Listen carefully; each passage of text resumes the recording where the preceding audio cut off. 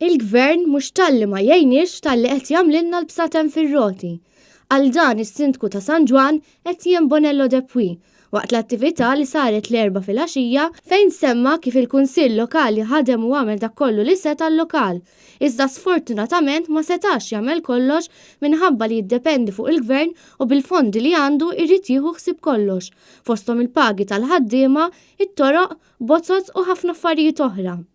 Sabiex isiru proġetti kbar fil-lokal, il-Kunsill Lokali jiddependi mill-Gvern ċentrali sabiex dan itih il-fondi għal dawn il-proġetti.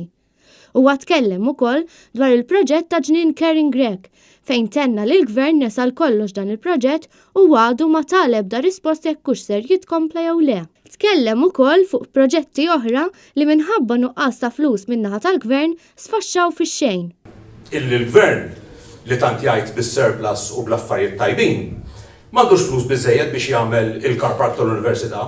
Allura ħa 800,000 euro mill-allokazzjoni li l-Kunsill Lokali ta' San Ġwan kellu biex aħna nagħmlu il-proġetti għall-lokalità u għar-residenti. Xerowna De Bono għal Net News.